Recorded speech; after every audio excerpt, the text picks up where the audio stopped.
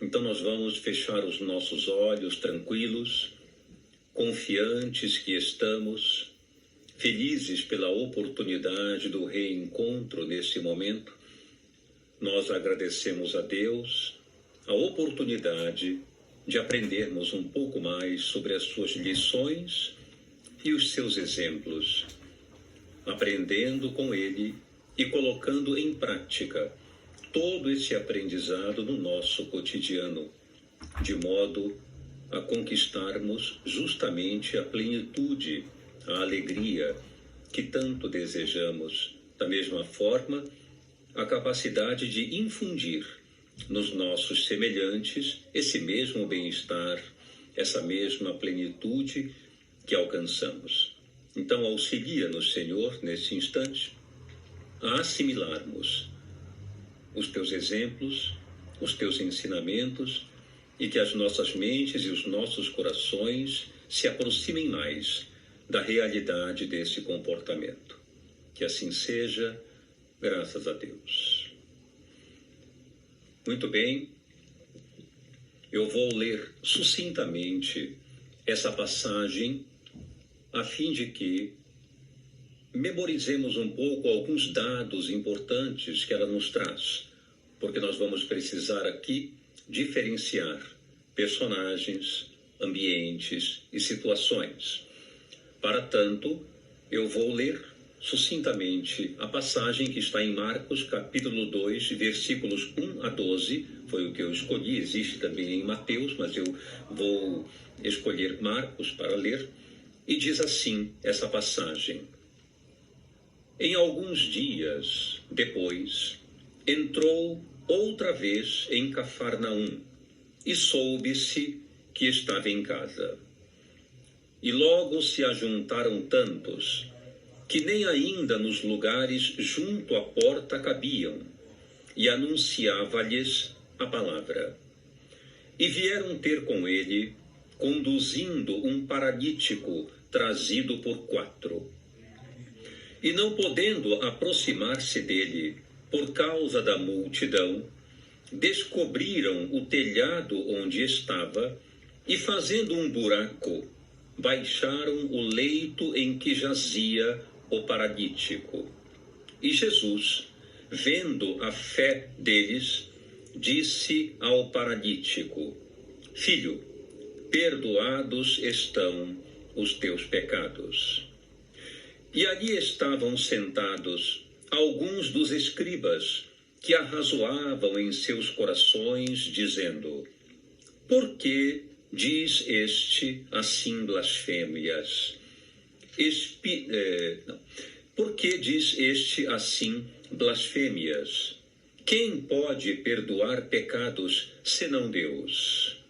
E Jesus, conhecendo logo em seu espírito que assim arrazoavam entre si, lhes disse: Por que arrazoais sobre estas coisas em vossos corações? Qual é mais fácil? Dizer ao paralítico: Estão perdoados os teus pecados? Ou dizer-lhe: Levanta-te e toma o teu leito e anda? Ora, para que saibais que o Filho do Homem tem na terra poder para perdoar pecados, disse ao paralítico: A ti te digo, levanta-te, toma o teu leito e vai para a tua casa.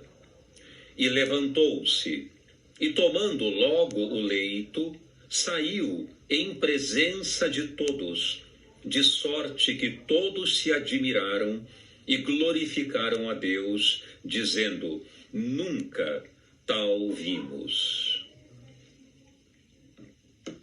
Essa passagem, que eu considero marcante do ponto de vista logoterapêutico, apresenta uma proposta de solução de problemas mediante um determinado comportamento que assumimos definitivamente.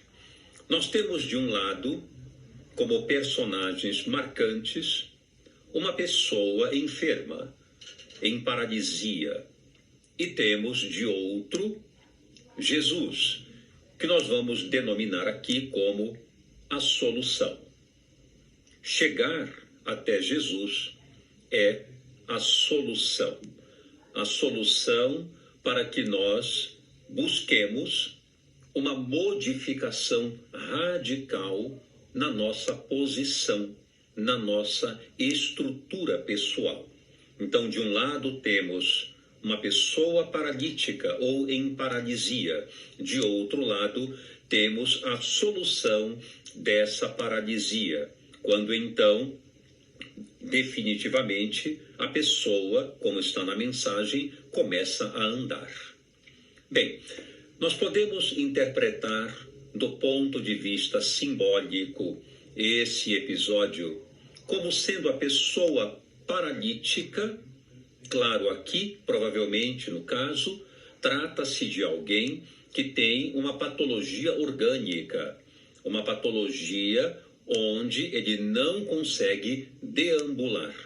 Ele poderia ter, talvez, uma neuropatia periférica, uma doença com problemas no sentido de inervatura, uma doença, por exemplo, desmielinizante, que é uma doença onde consome-se a bainha de mielina e as pernas perdem a força muscular em função de que essa mielina ela é muito importante para a condução dos nervos, da mensagem através da inervatura. Então ele poderia ter uma patologia orgânica, mas nós vamos utilizar aqui simbolicamente essa mensagem em um sentido psicológico, emocional.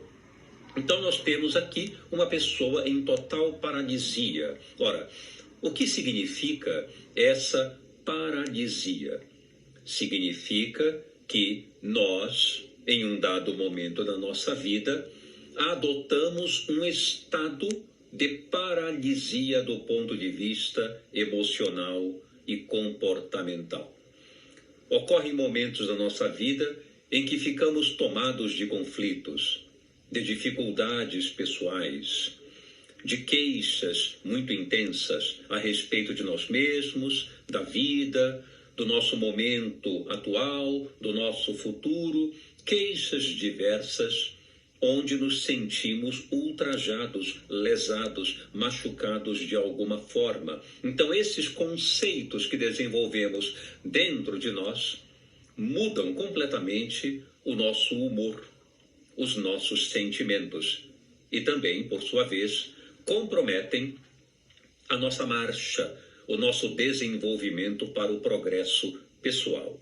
Então, pensamentos, sentimentos e ações ou comportamentos sofrem um dano muito significativo. E normalmente tudo começa pela nossa interpretação da realidade de que somos acometidos. A partir daí, comprometemos o nosso funcionamento emocional. Tristeza, ansiedade, mágoa, desânimo, frustração, culpa, sentimentos diversos aparecem em nós e a partir daí, graças aos pensamentos distorcidos e aos sentimentos muito perturbadores, adotamos comportamentos prejudiciais. Estamos, portanto, paralisados no nosso caminhar, na nossa trajetória.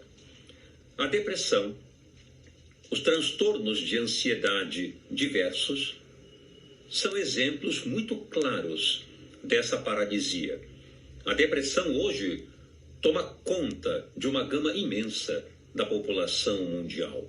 Aproximadamente 17 a 18% da população mundial, ao longo da vida, tem ou terá depressão. Nos transtornos de ansiedade, aumentamos essa cifra de modo considerável, acima de 25% da população mundial. Encontra-se, podemos dizer, em estado de paralisia emocional e comportamental. O transtorno de pânico, por exemplo, é um estado clássico de paralisia, onde a pessoa não consegue produzir a contento no seu cotidiano seus valores, seus objetivos, concretizar metas, porque há um grande medo em relação ao futuro, em relação ao que pode acontecer no instante seguinte, ao sair de casa, ao tomar um metrô, um ônibus, ao dirigir, ao pegar um transporte qualquer, a viajar de avião, a estar no elevador, enfim, diversos fatores ou situações que levam a pessoa a temer funcionar. Então ela não funciona. Como é que nós chamamos isso? Uma paralisia. É uma paralisia de ordem psicológica. A depressão, por sua vez, é muito parecida dentro desse contexto. A pessoa desenvolve uma manifestação de tristeza marcante em relação, sobretudo, ao seu passado, a coisas que aconteceram, que promoveram culpa, que promoveram frustração, que promoveram desistência de viver. É uma forma de paralisia, porque a tristeza faz com que a pessoa fique completamente isolada, retraída, afastada, distanciada dos grandes objetivos existenciais. E a partir daí, ela paralisa completamente. Uma vez que isso aconteça, ela fica completamente estagnada no seu sentido existencial. Muito bem. Acontece isso com o moço da mensagem que nós lemos há pouco, do episódio da vida de Jesus. Esse moço vai em paralisia em busca de uma solução, em busca de alguma coisa que possa fazê-lo movimentar-se novamente. 4 pessoas o carregam, cada uma em um polo do catre, ou da maca em que ele estava. Ele é levado numa maca, chegando, portanto, em Cafarnaum, na casa de Simão, onde Jesus se alojava, onde Jesus normalmente pernoitava, se acomodava, era na casa de Simão. Ali chegando, ele encontra uma grande multidão. E isso é bastante curioso. Essa multidão, aqui na referência do texto, certamente trata-se de um contingente de população muito intenso que se aglomerava para tentar falar com Jesus. Alguns, naturalmente, de modo muito curioso, apenas por curiosidade, para ver o que ele faria, para checar ali os seus milagres, apenas por curiosidade. Muitos ali estavam nessa condição egóica da curiosidade. Outros se encontravam ali por necessidade, porque era muito importante ter contato com aquele homem, buscar uma palavra, uma elucidação, um toque que pudesse promover a cura que tanto as pessoas ali almejavam alcançar. O paralítico também, ele também foi por isso. Ele foi em busca de um apoio, em busca de um amparo, naturalmente, de uma cura para poder se movimentar. Ali chegando, encontrou uma multidão e não pôde passar pela porta para ser atendido. Do ponto de vista psicológico, isto tem uma conotação memorável, porque nós vamos trabalhar aqui, sobretudo, com a condição intrapsíquica ou intrapessoal, praticamente quase nada interpessoal. A logoterapia é uma psicoterapia que trabalha fundamentalmente com a dimensão ou a instância espiritual da criatura humana. O que quer dizer, com a sua tomada de posição diante das situações. Na logoterapia, nós não nos queixamos das situações. Nós as colocamos sob o nosso domínio espiritual. Aprendemos, portanto, em sessões de psicoterapia com base na logoterapia, em assumir responsabilidade em responder às situações que aparecem diante de nós. E em vez de nos desesperarmos, em vez de buscarmos enfrentamentos patológicos, a queixa, o isolamento, a reclamação, não. Nós aprendemos a tomar posição diante dessas situações. Por conseguinte, encontrando soluções viáveis para superar o problema ou até mesmo para configurá-lo em um nível de suportação, de suportá-lo quando não podemos mudá-lo, colocando em nós o domínio ou a atitude dominadora de assumir uma posição de coragem frente àquilo que não pode ser mudado. A queixa não cabe no processo de tratamento logoterapêutico. Então, nós vamos avaliar a questão aqui de modo intrapsíquico. Ora, o que seria essa multidão a que se refere a passagem evangélica que eu li? Eu considero, do ponto de vista emocional ou psicológico, que essa multidão se dá em função dos nossos sentimentos, pensamentos, conflitos que são verdadeiros impedimentos para que nós alcancemos os nossos objetivos. Essa multidão normalmente chega na frente. Ela está como um muro, como uma barreira diante de nós, impedindo, bloqueando todas as nossas capacidades de intervenção e de tomada de posição frente àquilo que necessitamos modificar, alterar na nossa vida. Quando uma pessoa, por exemplo, pensa: eu não sou capaz de mudar a minha situação. Conforme eu me vejo, eu pareço alguém impotente para transformar meus sentimentos, minhas forças, minhas possibilidades. Quando nós pensamos assim, é claro que o nosso humor muda, é claro que a nossa emoção se transforma completamente. Ficamos tristes, frustrados, decepcionados conosco, obviamente, impedidos de tomar uma posição sadia, porque conforme eu penso, eu acabo agindo. Não pode, normalmente, haver uma desconexão, pelo menos a princípio, entre pensamento e ação. De alguma maneira, quando eu ajo contrário ao que eu penso, normalmente essa ação, habitualmente, é sabotadora de mim mesmo. De alguma forma, essa ação é sabotadora, porque normalmente temos o hábito de agir conforme pensamos. Se eu penso que sou um fracasso, que sou alguém incapaz, ou que sou alguém que não merece ser amado, não merece coisas boas, não merece que as pessoas gostem de mim, simpatizem comigo, se eu me acho alguém sem graça, por exemplo, e tenho certeza que as pessoas não vão gostar de mim, como eu vou poder fazer amigos? Como eu vou poder melhorar minhas relações interpessoais? De que maneira eu vou poder interagir bem com colegas de trabalho? Não vou poder.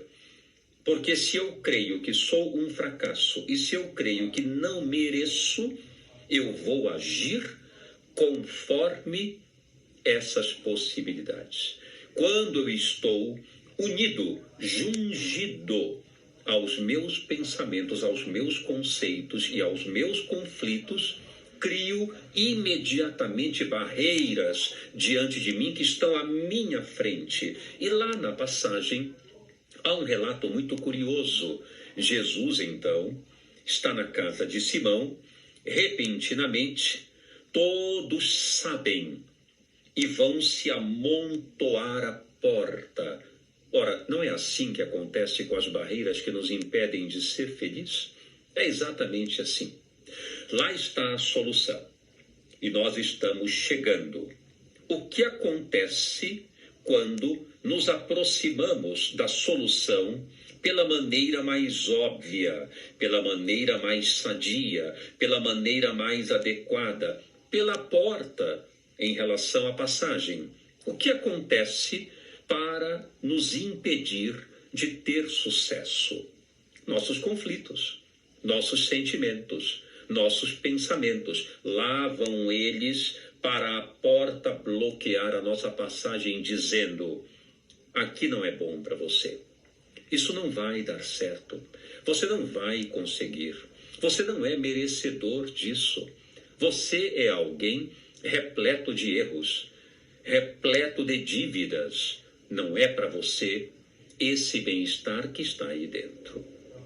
Então, normalmente, essa multidão que está no caminho natural dos nossos acertos e das nossas conquistas, normalmente são nossos pensamentos, nossos sentimentos e muitas vezes nossos próprios comportamentos sabotadores para que não tenhamos sorte, entre aspas, em alcançar aquilo que mais desejamos. Porque é assim que dizemos: poxa, eu não tenho sorte, nada funciona para mim. Eu tento e não consigo. Não dá certo mesmo. Melhor desistir de tudo. E não percebemos que, na verdade, somos nós que sabotamos os nossos próprios comportamentos e os nossos próprios ideais.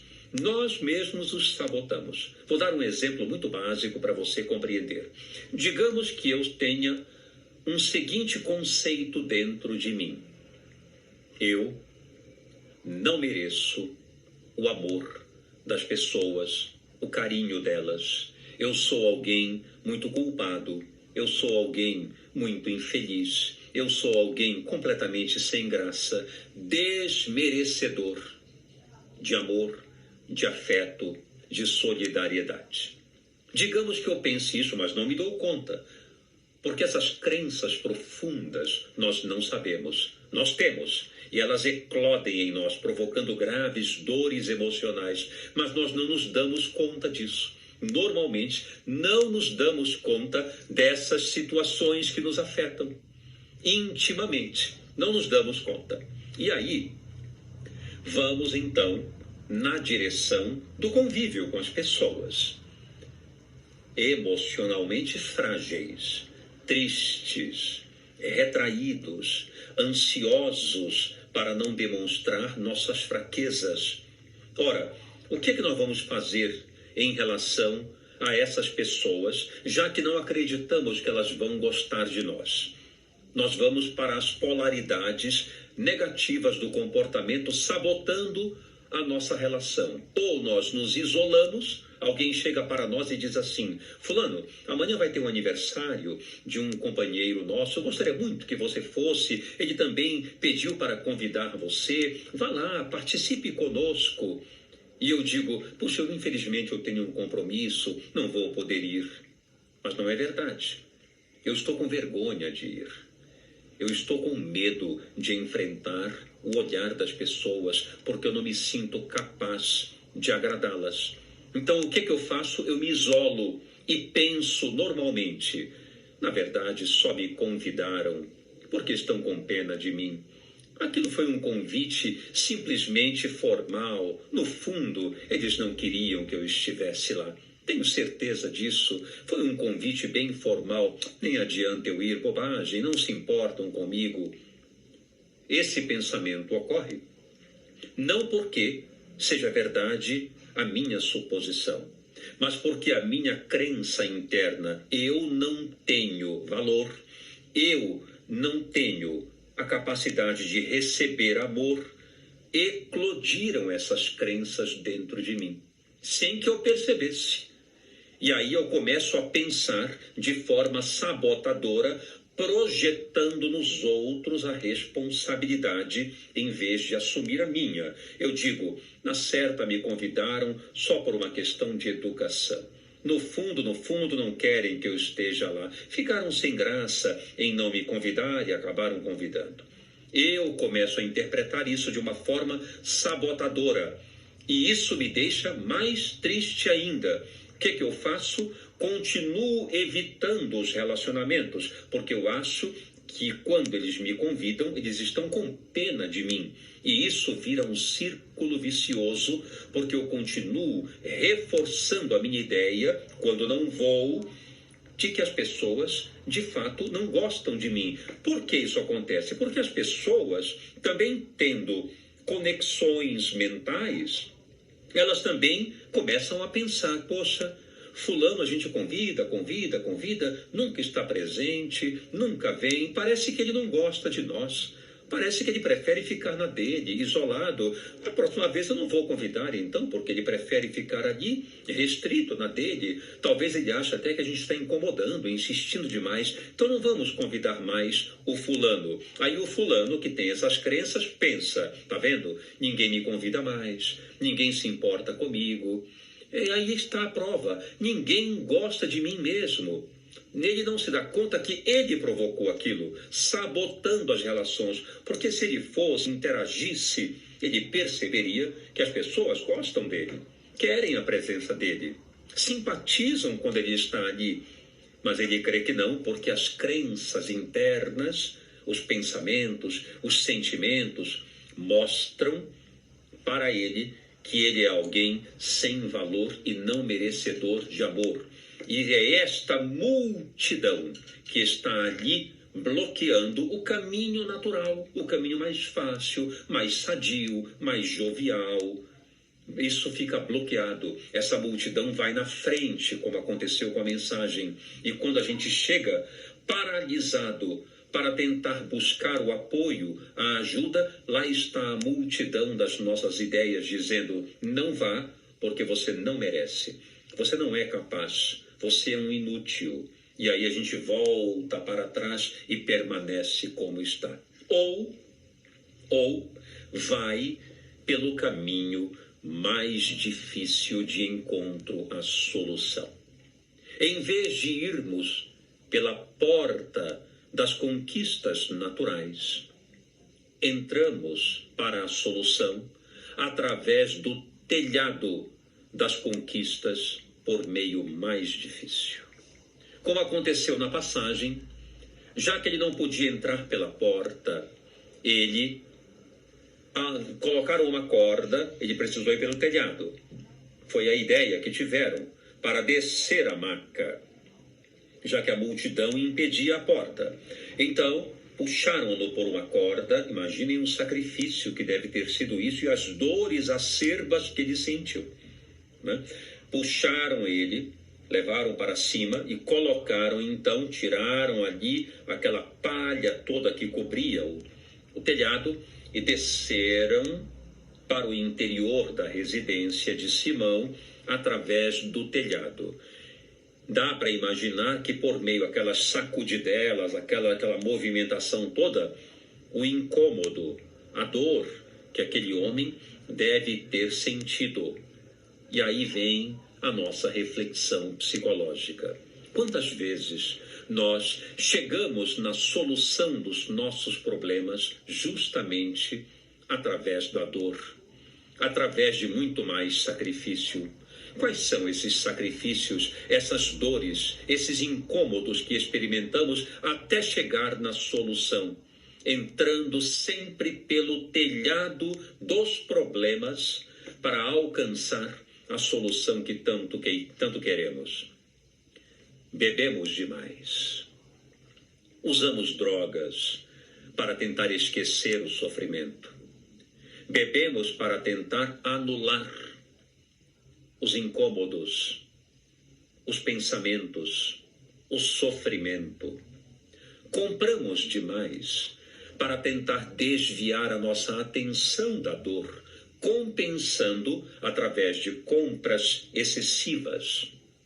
Comemos demais para tentar preencher o vazio das nossas angústias, aquele vazio do sentido existencial que não é encontrado.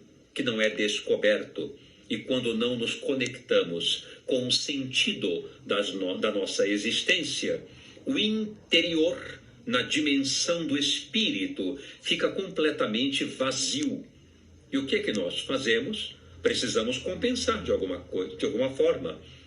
Comprar, beber, usar drogas, experimentar o sexo promíscuo, multiplicidade de parceiros, buscando sabe-se lá o que está no interior do vazio.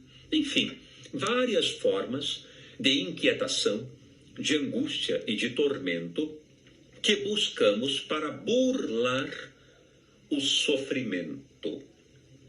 Esse sentido pode representar o caminho do telhado, o caminho mais difícil, o caminho mais sofredor e doloroso para chegarmos até a solução. Então, o homem, o paralítico que ali estava, na figura do nosso exemplo psicológico, buscou o caminho mais difícil para chegar até Jesus, até o protótipo da solução, até o novo caminho a ser seguido. Ele mesmo disse isso: eu sou o caminho, a verdade e a vida, e ninguém vem ao Pai senão por mim. Ele é o caminho, ele é a porta das ovelhas, como ele mesmo disse, né? Então, sendo ele a porta, a outra porta ali, fomos buscar essa porta ou essa passagem para um novo caminho, para uma nova proposta de viver da forma mais difícil, pelo telhado da tristeza, pelo telhado da depressão, pelo telhado da angústia, pelo telhado do pânico, pelo telhado da dependência química e tantos outros telhados que nós encontramos na nossa existência para, de uma forma tortuosa, muito tortuosa, chegar até a solução. Muito bem. O homem desceu pelo telhado e ali se posicionou no chão. Jesus, então, foi ter com ele. E lá chegando, compadeceu-se daquele homem. Os 4 que depois desceram e entraram com ele, porque Jesus disse que se compadeceu, diz o evangelista Marcos, Jesus se compadeceu pela fé daquelas pessoas. Provavelmente os 4 também desceram, interessados no amigo ou no parente, não se sabe muito bem. Que maravilha isso! Alguém se importar conosco, gostar de nós. E eles então desceram, e Jesus, compadecido pela fé daquele homem que estava ali, totalmente paralisado, nas últimas consequências das suas emoções, não suportando mais a situação em que ele se encontrava, que geralmente é assim que nós encontramos solução.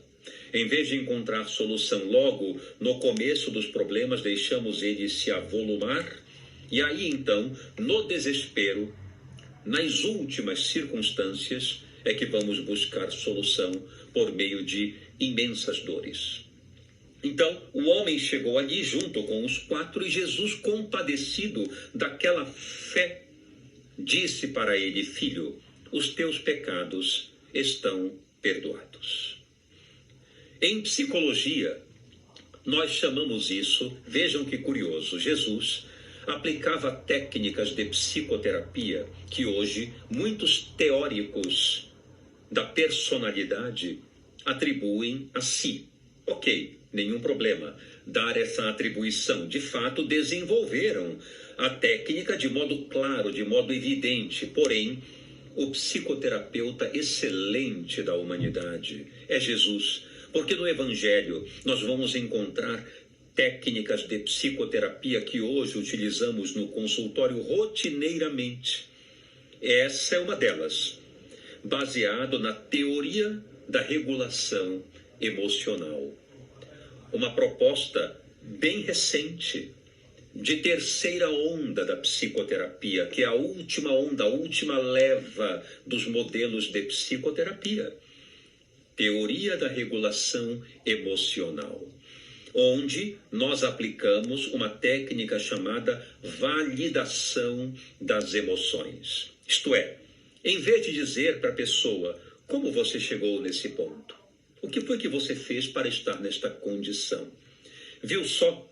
Por que demorou tanto? Podia ter vindo antes, poderia ter acordado um pouco antes, despertado melhor para esses problemas e se recuperado há mais tempo. Olha o estado em que você se encontra. O que adianta isso? Nada. Nós fazemos isso frequentemente com as pessoas. Dizemos para elas, bem feito, olha aí o que você fez. Aprontou, exagerou e olha agora no que deu. Não. Jesus não fez isso. Jesus validou a fé e o interesse em buscar cura, recursos daquele homem. E disse, filho, os teus pecados estão perdoados. O que significa os teus pecados estão perdoados? Quer dizer, agora ele está livre, não precisa fazer mais nada, está tudo bem, já foi desculpado de tudo, pode voltar a ser o que bem quiser? Claro que não. Os teus pecados estão perdoados significa, já sofreste demais. Agora chega. Já acordaste para a realidade.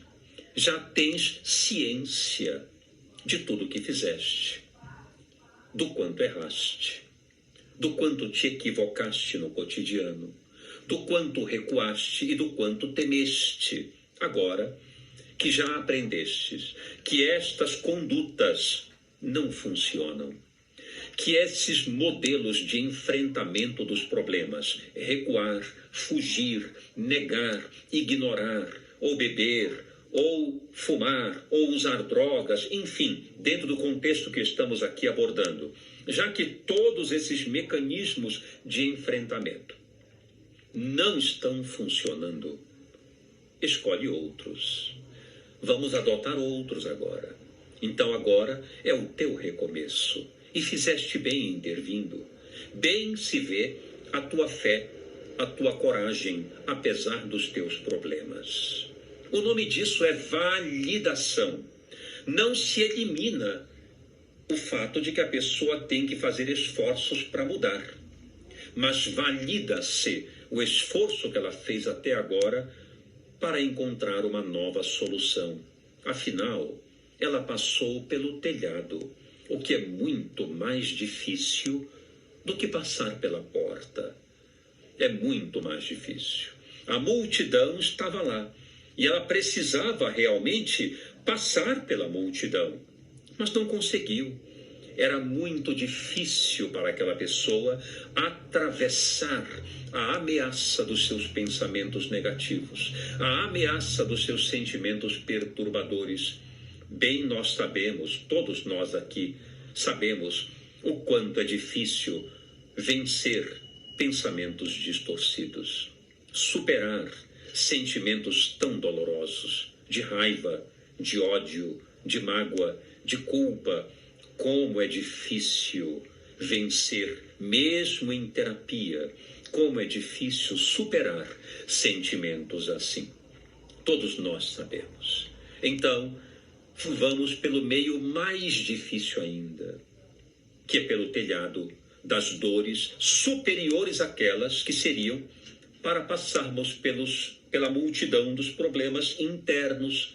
Mas como nós não sabemos, acabamos desviando, imaturos que somos, pelos caminhos mais difíceis, achando que são mais fáceis. Beber, usar drogas, comprar, ter uma relação irregular, banal, promíscua, enfim, exacerbar naquilo que parece nos tirar da realidade sofredora em que nós nos encontramos, o que é muito mais complexo, muito mais difícil. Então Jesus, percebendo a luta daquele homem, validou seus sentimentos, dizendo: tu agora estás pronto para recomeçar.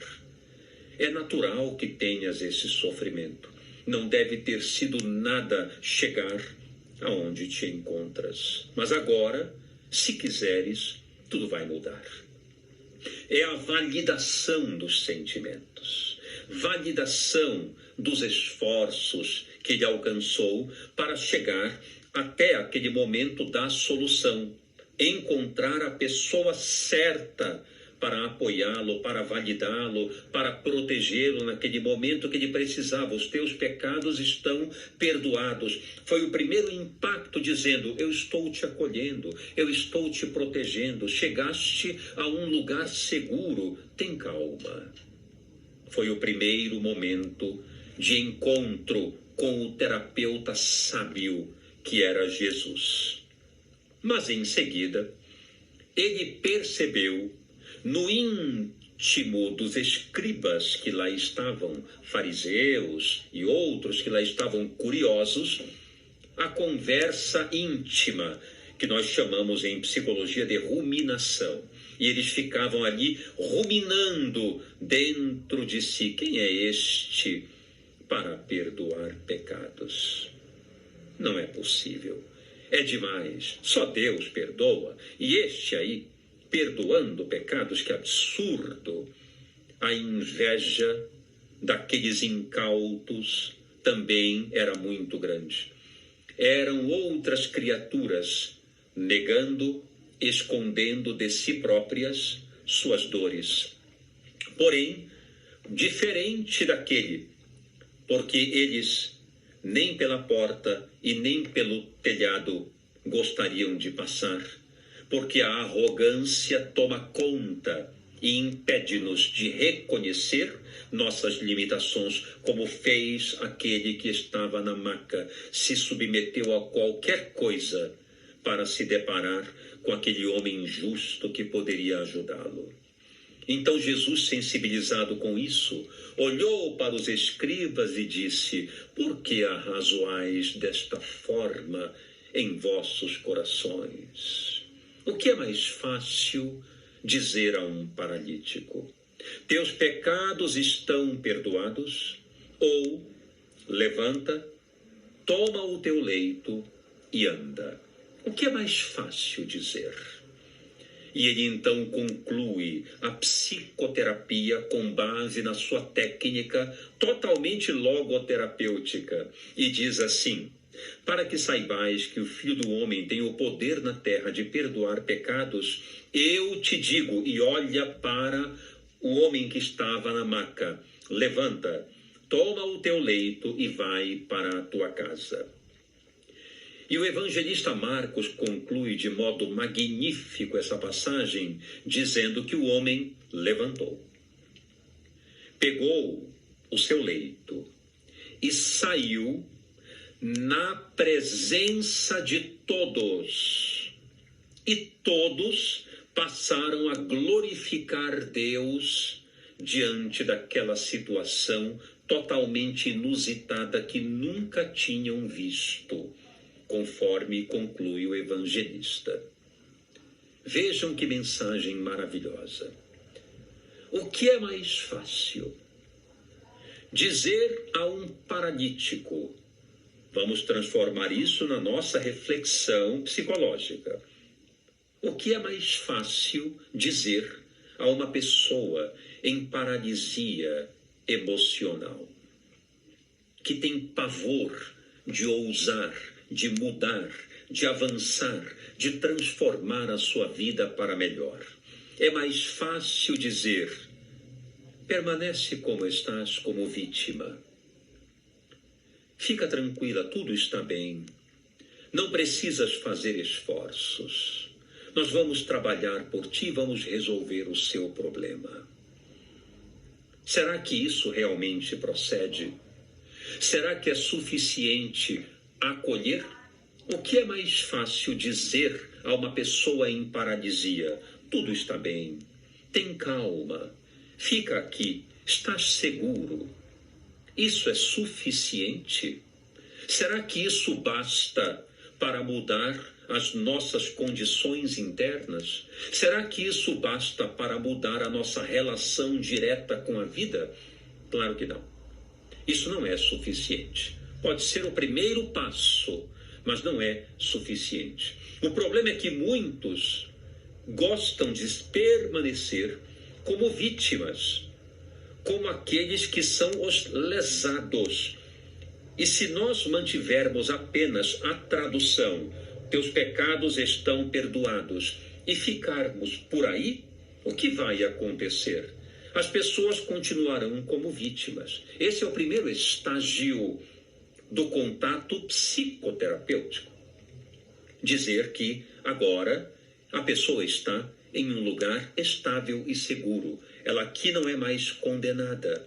Ela é compreendida, acolhida e respeitada. Isso já dá uma certa calma no coração, em podermos dizer, vim ao lugar certo. Esse é o primeiro contato psicoterapêutico. Mas o que é mais fácil dizer? Apenas isso ou dizer, agora, tens que assumir responsabilidade perante a tua vida. Deves te levantar, tomar o teu leito e caminhar. Não será fácil fazer mudanças, fazer privações, submeter-se a certas renúncias para alcançar os objetivos que desejas, mas é necessário, é fundamental. Precisas usar dos teus recursos pessoais que possuis, e se não conheces, juntos descobriremos, para que possas então alcançar os grandes objetivos existenciais a que te destinas. E deverás tirar de dentro da instância espiritual essa força capaz de renunciar ao que não é bom, renunciar ao medo, renunciar ao isolamento, renunciar às crenças negativas, destrutivas, que paralisam a tua marcha, que impedem os teus pés de prosseguir. O que é mais fácil dizer a um paralítico? Perdoados estão os teus pecados? Ou assume responsabilidade perante a tua vida e caminha conforme tuas próprias forças, orientado, conduzido em paralelo por uma orientação segura, mas tu serás responsável pelas tuas próprias ações e deves empreender obrigatoriamente as tuas mudanças. Isso não é mais difícil, sem sombra de dúvida. Então o homem compreendeu a lição, levantou, isto é, tomou posição perante a vida. Com força imensurável, tirada do âmbito espiritual interior, ele, percebendo que a vida o aguardava para novos tentames de natureza muito melhor, muito mais clara, muito mais luminosa do que aquela que ele vinha, naquela condição terrível em que se encontrava, ele levantou, tomou posição, adotou uma nova atitude de conscientização do que deveria fazer. A figura de linguagem é levantar. Em seguida, ele tomou o leito. O que é o leito numa visão psicológica? Ora, o leito nada mais é do que aquela maca em que ele se encontrava, por um lado, onde estava todo o seu passado. Suas dores estavam depositadas na maca. Suas lembranças estavam depositadas na maca. Aquelas memórias hostis, duras, paralisadoras, sofredoras, estavam depositadas ou deitadas junto com ele no seu leito, na sua maca. Então ele tomou o leito retrógrado ou retrospectivo do passado e assumiu. Assumiu todo o seu passado, assumiu seus erros, assumiu suas limitações, assumiu tudo aquilo que fizeram com ele, talvez, o quanto o magoaram, o quanto o ofenderam, o quanto o abandonaram. E um estado de perdão profundo tomou conta dele, isto é, Isto é passado. É apenas lição. Não devo desprezar o passado, porque o passado são memórias que me trazem lições de como continuar fazendo o que deu certo e de como não repetir aquilo que não funcionou. Isto é que é o passado. O passado não é motivo de vergonha. Quem tem vergonha do seu passado está completamente equivocado no campo da realidade existencial. Qualquer que seja o nosso passado, ele é digno, pelo fato de que nos trouxe hoje lições para nos tornarmos quem somos. Criaturas em constante evolução, em mudança permanente, evitando fazer aquilo que nos fez sofrer e tentando produzir aquilo que nos alegra, que nos dá satisfação. Então o passado é excepcional, porque ele é uma bagagem fundamental de esteio, de sustentação, de alicerce para pisarmos em solo duro de consciência lúcida e não um solo completamente movediço, onde afundamos se não tivermos o nosso passado de experiências. É óbvio. Portanto, Viktor Frankl, o pai da logoterapia, disse uma frase que eu acho excepcional. Ele comentou: a melhor forma de viver é ter sido. Isto é, todo o passado é algo do qual devemos nos orgulhar, porque podemos dizer: eu tive experiências. Algumas foram muito complexas, dolorosas e equivocadas, mas foram minhas. É a minha vida. É a vida que torna o que eu sou. Porque eu vou ter vergonha disso de maneira alguma. É isso que me dá sustentação para alçar voos inimagináveis no campo das minhas conquistas. Se eu não tiver passado, eu não tenho nada.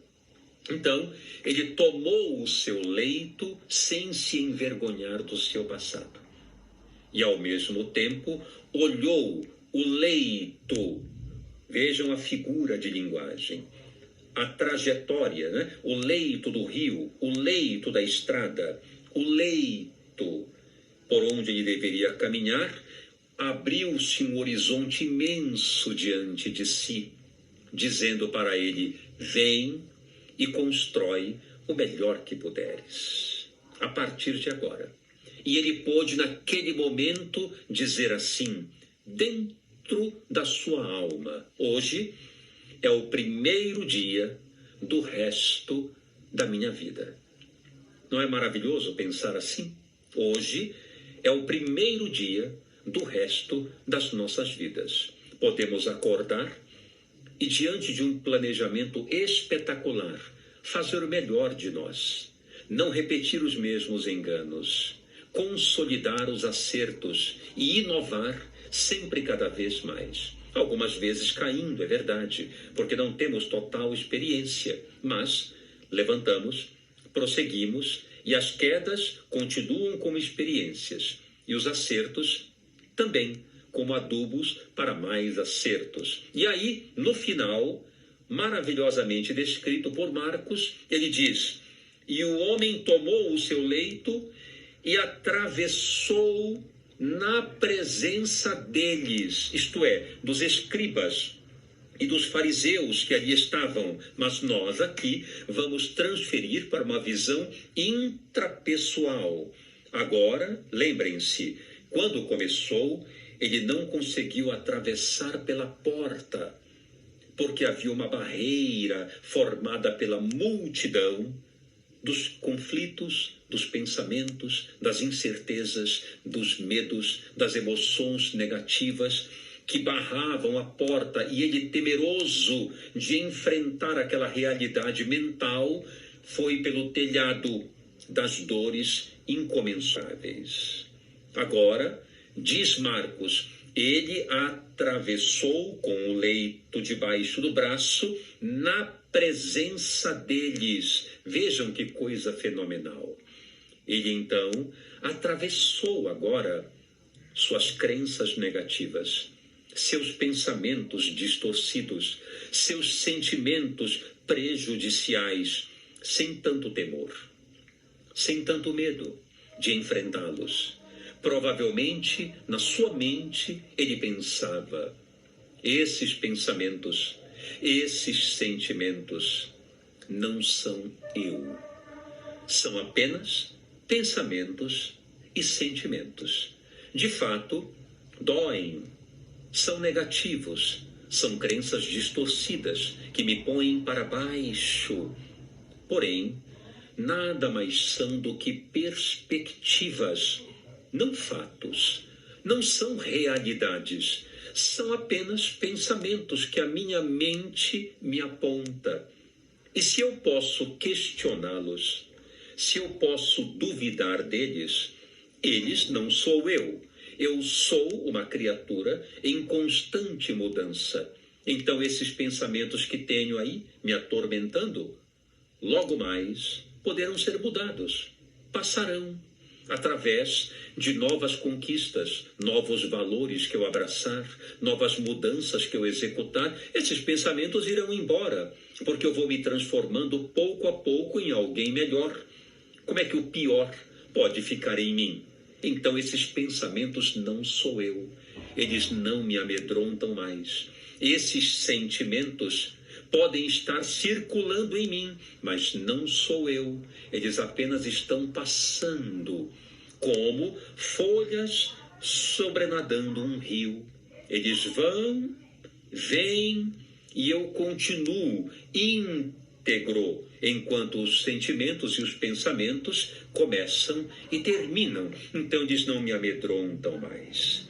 A figura de linguagem dessa questão de passar na presença deles é justamente essa. E é isso que nós devemos adotar. E para concluir a reflexão de hoje, eu quero deixar aqui uma metáfora também. Jesus gostava tanto de parábolas ou de metáforas, eu também quero deixar uma, que é a metáfora do ônibus, para que você não se esqueça de como lidar com seus sentimentos e pensamentos a ponto de não mais se paralisar.